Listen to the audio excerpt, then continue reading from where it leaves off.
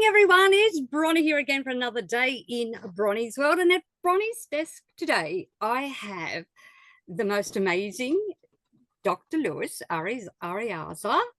Am I getting better at saying your surname? You got it. You got it. Oh, it's one of those tricky ones. I will admit I'm dyslexic, and most of the people here know that I can say words in my head quite fine, but the tongue doesn't always bring them out so good. So everyone's very forgiving of Bronie. I'm just authentic and as it is. Now, first of all, we'll just like to let everyone know who's watching this live or replay. We do not profess to cure anything or anything. We're giving you an alternative way of dealing with any health issues you have. Okay, so that's just it in brief. I put up a bit disclaimer when I redid this. So, Dr. Lewis, our friends here down under, we are really pushing, or not, I guess you could say pushing, but a lot of us are really getting into the liver detoxing program that you've developed, which I am at day 19. I'm at day 19, and we have a few questions about it, and people have a lot of questions about it, actually. So, but the one they wanted me to start with is, why is it important to do a liver detox to begin with? Sure, absolutely. So you know, our bodies were never created to eat 7 days a week, 3, 4, 5, 6 times a day for 70, 80, 90 years. It's overwhelming to the digestive system. It's overwhelming to the endocrine system. It's overwhelming to the organs that play part in that, to the pancreas and the spleen and the gut and the liver and the gallbladder and the common bile duct. It's just so overwhelming because it's like going to the gym every day for 7 days a week and working out your bicep for 2 hours every day. Sooner or later, it just begins to atrophy because there's so many microfibers that are being torn and it doesn't function that way. One of the best things, and now it's become a little somewhat popular in the world, basically, but intermittent fasting has become so popular because it just works. It helps people feel better. It helps people to digest better. It helps people to have a cleaner endocrine system, a cleaner gut, and it gives people a break, to fast one day, 1 or 2 days a month. It's just such a great habit for your health. So, I had the honor and privilege of seeing a lot of patients as a doctor of chiropractic. I mean, I was just talking to somebody about this morning. At my peak, I was seeing about 180 to 190 patients a day. And my mentor had asked me, before I even started my practice, he said, "What type of practice do you want?" And I said, "What do you mean?" He says, "Well, do you want a ill practice or do you want a well practice?" I said, "Well, what's the difference?" He said, "Well, you're 25 years old right now, but when you're 55 or 60, do you want to be sick or do you want to be healthy?" I said, "Well, of course I want to be healthy." So he said, "So you want a well practice?" I said, "Yes." So he said, "So you got to declare it, the DBA, right? Declare it, believe it, and accept it. You got to declare what you want." So I began a well practice philosophy, and 3, 4 years into it, and that's what it was. It was like you would come into the practice and there was music playing loud, there was kids running around everywhere. 60% of my patients were under 5 years old. My specialty was pediatrics, and it was fun. It was fun because people would come in healthy and lively, and some people ask me, well, why do they come? Because they want to stay healthy. Why do you go to the gym? Why do you drink water? Why do you take care of yourself like that? Because it's easier to maintain than to fall back and have to regain it, right? It's just easier if you just maintain it. And so we created that. But there's always some patients that struggle. And I would see it a lot, especially in the Latino culture. I don't know how much Mexican food is popular in Oh, down yes, it's under, but very popular down under. okay. So here in the United States, Mexican food is very, very, very popular. Here in California, it's insanely popular. There's people that eat Mexican food for breakfast, for lunch, for dinner, and snack before they go to bed. And so as delicious as it tastes, it's terrible, right? It's terrible for us, right? And many of the delicious foods are terrible for us. So, we eat foods with a lot of toxicity. We drink fluids with a lot of toxicity. The air is toxic. I live in the hills, and 2 weeks ago there was a really, really terrible fire that engulfed about over 40, almost 50,000 acres. And like the wind, you could smell the smell of burnt of fire. And then 2, 3 days later, there's like a ring, like a dark gray ring. I mean, for miles. And my boys were like, we're driving. They're like, Dad, that just does not look good. I said, no, it's not only is it not good, it's very, very unhealthy because we're smelling that, we're taking it in. So everything that we eat and we breathe and we drink, it's just filled with toxins. And over time, I'm not talking about like at the age of 5 or 10 or 50, but over time, your body becomes very, very toxic, right? Your body becomes very acidic. And then you start seeing pathologies and conditions that you're like, gosh, this person, this person has this disease at such a young age, and this person has that, and many people don't realize that it goes back to what you ate, what you drank, and all the bad stuff that we breathe. So I would see a lot of patients that would have like fibromas and lipomas, right, and high cholesterol, high blood sugar, and hypertension, right? And if you've been a chiropractor, you might be thinking, well, what does chiropractic have to do with that? It has everything to do with it, right? When we adjust the spine, we're altering the function of the nervous system, the central nervous system, the brain, the spine, and all spinal nerves, and that's what controls everything. That's what that's the energy in your body. As my mentor would say, the power that made the body heals the body, and that healing comes from above down, inside out. So if there's any interference, then the healing doesn't occur. Because in our philosophy, there's 3 levels, there's 4 levels. There's health, right? Complete health, which very few people are. Then there's the state of dis-ease. Okay. There's health, dis-ease, disease, and then there's death. There's health, dis-ease, disease, and then there's death. You see, in medicine, you go from health to disease and death. They skip over dis-ease. Dis-ease is when your body is not functioning harmoniously, but you feel well. I'll repeat this again. Dis-ease, dis without ease, harmony. Dis-ease is when your body is not functioning harmoniously, but you feel well, right? So how long does it take for a mass to be palpable on a woman's breast before she's diagnosed with breast cancer? It can take up to 15 years. How does that woman feel for 14 years, 11 months, and 29 days? Fine. She feels fine, right? So it's not about your feeling, it's about your healing. So I would never ask my patients, how are you doing? It's like me bringing my car into the mechanic and them asking me, hey, how are the pistons firing? I don't know. I'm not a mechanic. How's a carburetor? I have no idea. I'm not the mechanic.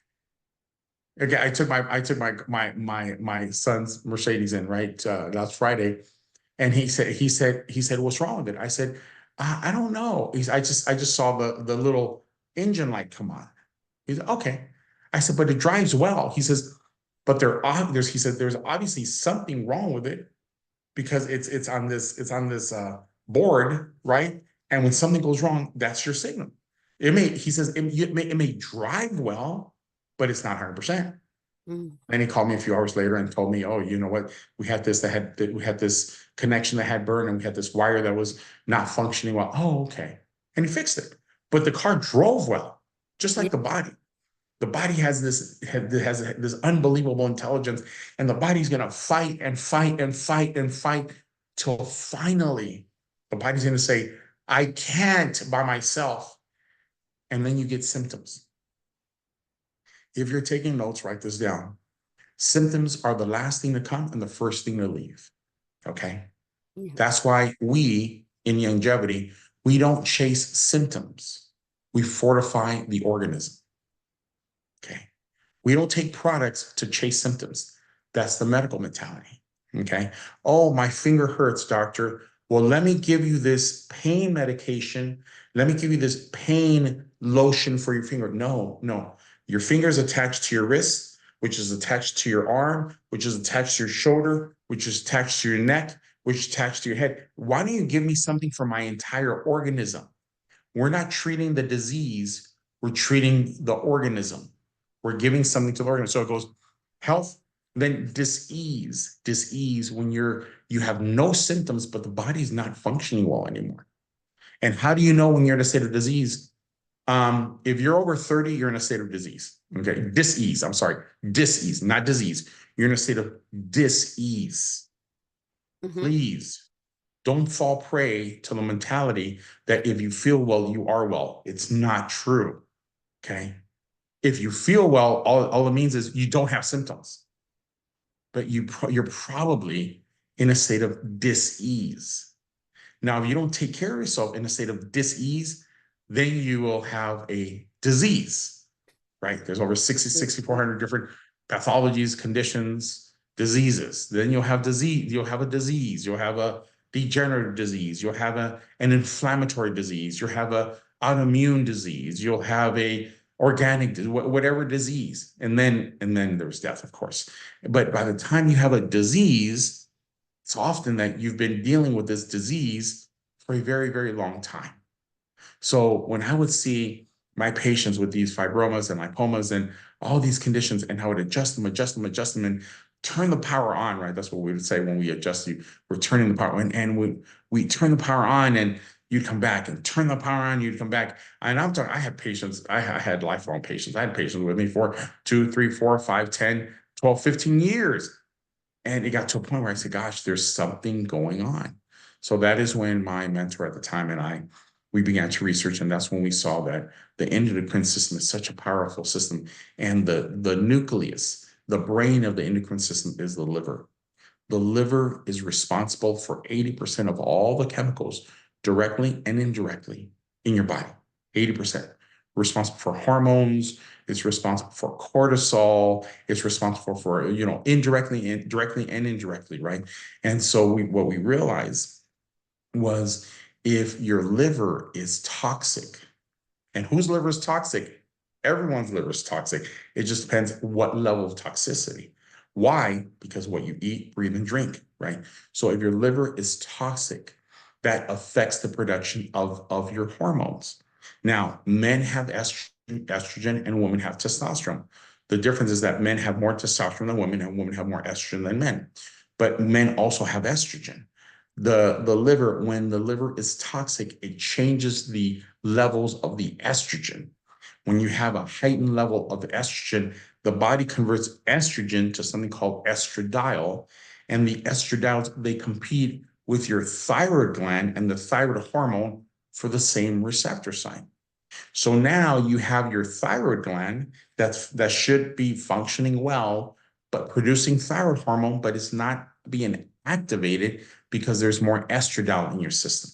So now you have a secondary effect of your thyroid gland. Now your thyroid gland is responsible for the metabolism, digestion, and absorption of everything you eat, drink, and smell, right? Eat and drink. So if that is off, now we have other symptoms, right? We sleep a lot and wake up tired. We eat little and we get bigger, and our nails and our fingers don't look healthy anymore.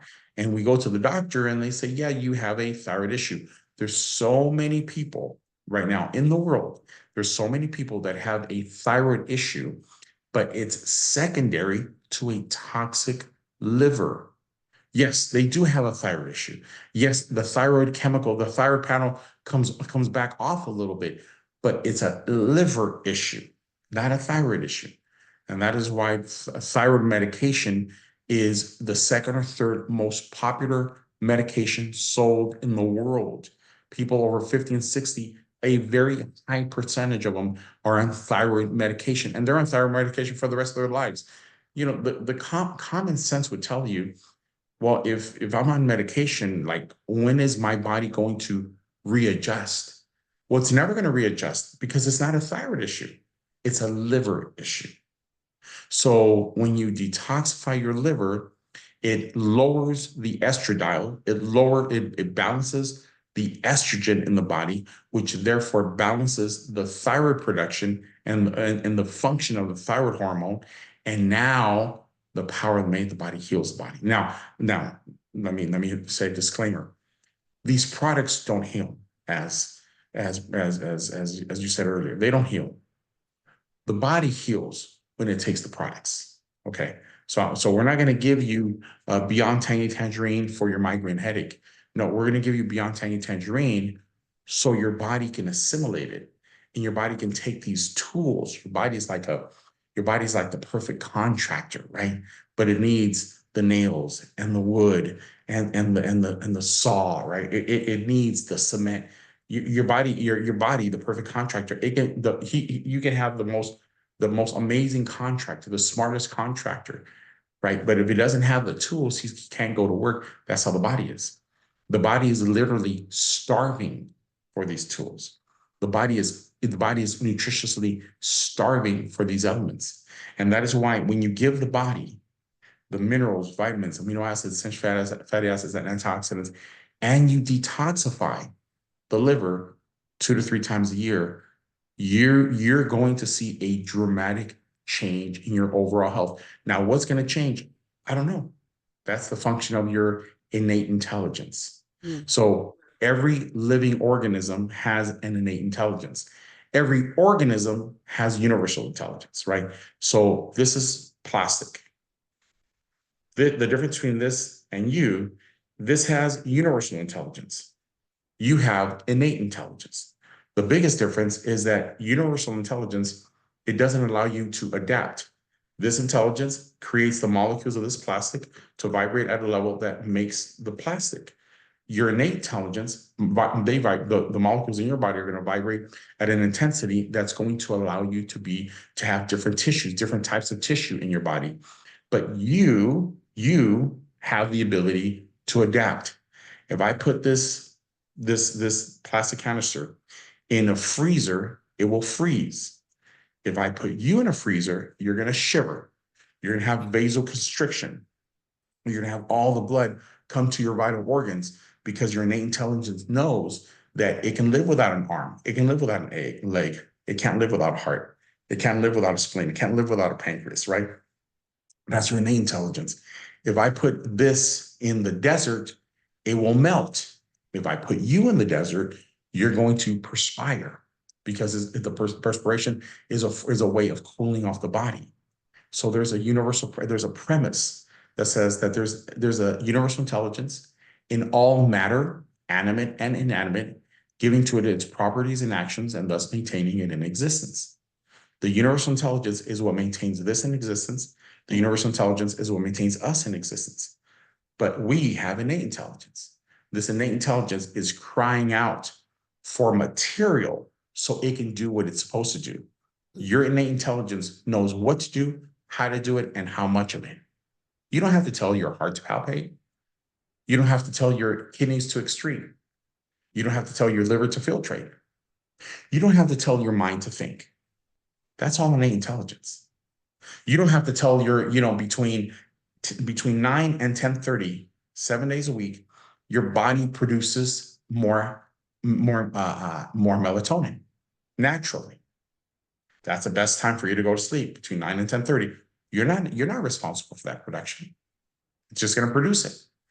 But if we're on our phones between 9 and 10:30, if we're watching TV between 9 and 10:30, then the mind thinks, oh, it's not dark yet. It's not nighttime yet. So it lowers the production of melatonin. Now, when you try to go to sleep at 11:30, 12, you can't sleep well because you missed that window. That's your innate intelligence. That's your innate intelligence, right? I don't know. Maybe some women that had this very special function, and they have this magical black dress, right? Every woman has a black dress, and they're going to a formal event, and women are going to wear this black gown, but they need shoes, they need heels, and they go and they find that pair of heels, but the heels are half a size too small. But it's hours before the event. They fit just a little snug. And to make it even better, they're on sale. And you're like, oh my goodness, you know what?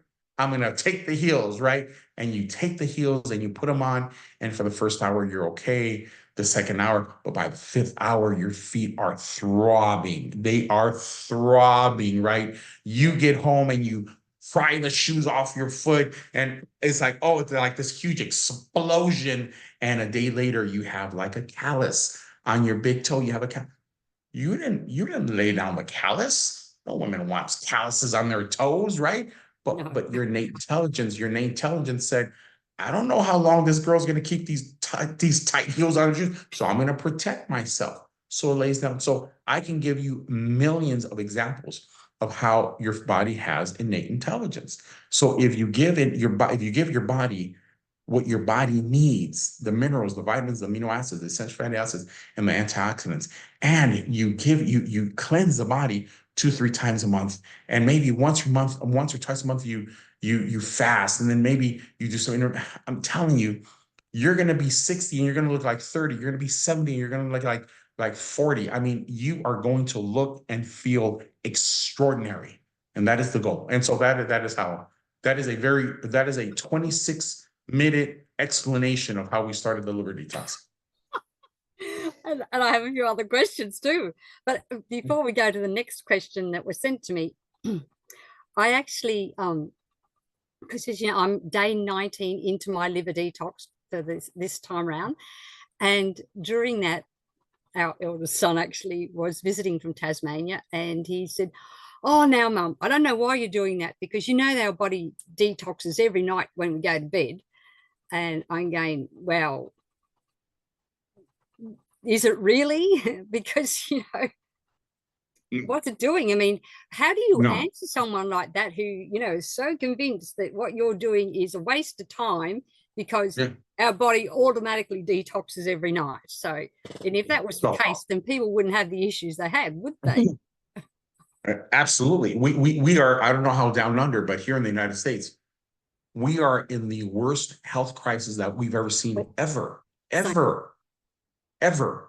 There's people who are 50 years old developing Alzheimer's and Parkinson's disease at 50 years old. When I graduated, Alzheimer's was something that people developed when they were like 70 and 80 years old. There's kids that are 12 years old that have high cholesterol. You never heard of high cholesterol in children. So no, your body's going to do what it has to do. Your body's going to work to be optimally healthy, of course, but your body can't detox itself. It doesn't work that way, right? Like you said, if the body did that, then we would be healthier. We would live longer. We would have more longevity. No, it doesn't work that way. Let me share something with you. Medicine has done a great job at instilling fear into people. And there's a gentleman that said this a long time ago. He said, when the lie becomes big enough, it starts sounding like the truth. So when you tell someone the truth, it sounds like you're lying. I'll repeat this again. When the lie becomes big enough, it starts sounding like the truth. So when you tell somebody the truth, it sounds like you're lying. See, I can't tell you how many times I've been called a liar. Oh, no, I don't need, I take my one a day. No, I don't need to take all those. And I'm like, I'm telling you, we live in a different time right now.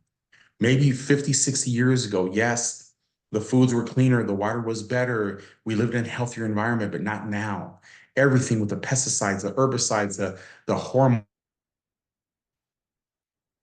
the coloring, the red 40, the yellow 5, I'm telling you that it is everywhere. It is the nitrates, they are everywhere. Not unless you live on a farm with 50 acres and you grow your own cattle and you grow your own vegetables and fruits. Maybe then you can say, no, I know the soil that I'm planting, but no, I'm telling you, we live in a time of supplementation.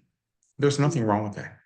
We live in a time, and if you're over 25, 30, my 23-year-old All my boys are just amazing, handsome, beautiful boys. My 23-year-old, if you would have seen him when he was 17, 18, he had terrible, terrible acne vulgaris.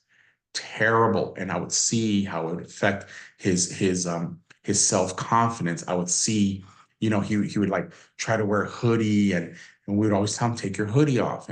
But we knew what was happening. And he takes more longevity products than Dr. Walt. He wakes up and he spends like 3 minutes taking on and then emit it. And if you see him now, it's unbelievable. I mean, truly. And I tell this because any individual that has any type of skin disorder, eczema, psoriasis, acne vulgaris, you have what you need here. You literally have what you need here. But again, you have to convince people because you have to convince people because this is I don't know if you see them. This is a picture of it was at my mother-in-law's life celebration. And if you see his face now, completely clean, completely clean, not one blemish. And that's all longevity. That's all longevity. But he does it every day. It says, I'd be very interested here. Okay, yeah. Oh, yes. I'll tell you. I'll text you because he takes everything. He takes collagen. He takes everything. I mean, he takes more than I do. And my wife's like, you better take as much as he does because look at him. Right? He is. It's great. So, and we have to be products of the product, right? And remember, like I always tell people, and this is for more of the 40, 50, 6-year-olds. When I sign them up, they're like, oh, but I have, XYZ condition. I said, how long have you had rheumatoid arthritis? How long have you had systemic lupus? Oh, I was diagnosed, 14 years ago. I was diagnosed 17 years ago. Okay, give me 1 week for every year. Okay. So I already set a parameter, right? I always tell people, give me 3 to 4 months. Don't look at what's going to happen in a month. Oh, but Susie, she lost 25 pounds in a month. Yeah, that was Susie. Is it possible? Yes. That's not what I promote, though. No. I'm promoting wellness and longevity. I'm not promoting a quick fix. This is not Herbalife. This is not Amway. I don't have a button that says lose 30 pounds in 30 days. I'm not going to do that because most people are not going to lose 30 pounds in 30 days. And then they're going to come back and say, it's your fault that I have, $10,000 of product in my cupboards, right? So I set people up to win. I'd rather under promise and over deliver. Give me 4 months. Give me 5 months. You've battled with this condition for 10 years already. So what's the difference, right? Okay. Yeah, that's right. Well, that leads into the next question. I know there's others there. So there are people that want to know, can we do the liver detox without the 30-day program? That's a great question. And the answer is no. It's a 30-day program. Within the first 72 hours, your liver is going to be 99% toxin free. But when you detoxify the liver, 10-15% of the toxins enter your blood circulation. So they're circulating through your blood. So you need to follow the regimen with the enzymes and the True Cleanse to finish all the toxins out of your body. And again, it goes back to the same thing. We live in a world where people are looking for instant gratification, right? We live in a world where people are looking for the quick fixes. If it took you 10, 15 years to get to that situation, it won't take a week or 2 weeks to get out of it. You'll see progress. Okay. This is how I speak to my prospects. You're going to see progress very quickly, but our goal is not for you to be asymptomatic. Our goal is for you to be healthy again. Okay. So if you're interested in being asymptomatic, then take an anti-inflammatory, take a pain medication. That'll remove your symptom immediately, but it's not doing anything to heal you. Remember, it's not about the feeling, it's about the healing. Super sorry, I have time for one more question. Otherwise, my team is going to be very angry. Really ticked off. Yeah. So another question that often comes up is, what if people don't evacuate is the word in that first 2 days? You know how when you sort of really, Yes, good what question. should they do if this happens, if it doesn't happen, they don't get that? Because I know Yeah. sometimes when I first did it, I got the blast, for the second time I didn't. Yeah, that's we celebrated evacuation today. Okay, so yes, that is a very, very good question. Most people, and I'm not, I don't have these numbers or anything like that, but I would say in my experience in 13 years, 90% of the people are going to evacuate immediately. Okay, they're going to evacuate immediately. And when I say immediately, you take the first dose at 6 p.m. You take the next dose at 8 p.m. and then you take the final dose at 10 p.m. Between your 8 and 10, many people are evacuating. At 10, most people are evacuating 2, 3, 4 times. And if you evacuate 3, 4 times that first night, you don't have to take the next 12 ounces in the morning. You take the next 12 ounces in the morning if you've only evacuated once or twice. Now, for the 10% or 5% that don't evacuate, don't panic, right? Because remember, if you panic, you increase your cortisol, you increase your adrenaline, you increase your epinephrine, and that messes everything up, right? Those are the fear hormones. You just be cool. You're good. You may have to do 2 times a month. You may have to do 2 of them 1 month after another. You may have to, but you're going to evacuate. And if you haven't evacuated, let's say by late the second day, then I always recommend to take 12 ounces of prune juice with the pulp, and that will help you evacuate. Almost guaranteed that will help you evacuate. Good old and then you'll be back. Good old prune juice. But if things don't, because there's some people that, holy smokes, they evacuate and it's like, wow, and they get all these stones and green and black and brown stones, and it's just unbelievable. And then the person next to you, they're like, gosh, I didn't get the stones. Maybe they need to do it 2 months back to back. You know what I mean? It's every organism is very different. But I can tell you that 90% of the people, they're going to have a pretty powerful evacuation experience. Yes. All right. Very. Well, I know that you've got a lot going on, and you said you've got to go to your team meeting, and I actually have several other questions, people with questions, and so we should do this again maybe in a couple of weeks' time, because I have pharmacist Ben then, because like I said, Sure. Caroline has questions, Denise has questions, and I have sitting right here. So I have my calendar right here. So next week, I'm going to be in Arizona with the longevity team. They did that longevity event that they're having in Arizona, and so I'll be coming back Monday. So I won't be able to do it Monday. Yeah, we have some to spend next week, but the following week, I have. Yeah. Would be how about the 14th? Well, my 15th. So I'm just looking at the calendar. Yes. My 14th, your 15th. Yes. Does that sound good for everyone? Because people have so many questions. It's just impossible to do it in this time. Okay. And I'll be getting close to the end of mine by then. Yeah, book it. Let's book it. And Miss Caroline Thomas, Caroline Thomas is right there, and she. Yeah. If I'm on WhatsApp, I don't know if you're on WhatsApp, but and we're also on Messenger as well, so you can messenger me that way. Okay, yeah, just message me, and I would gladly send you everything at my center. Beautiful, thank you. Okay. Really appreciate that. Okay, so, my Denise friends from down under. Denise's question next time as well, if that's okay, Denise. And I talked to D Nice a lot. Yeah, D Nice. Because Denise is super nice. She is beautiful. All right. Well, I will be very good and let you get to your team meeting. And as I ask everyone here in Bronie's world to stay safe, stay informed, be empowered, but do not live in fear, my friends.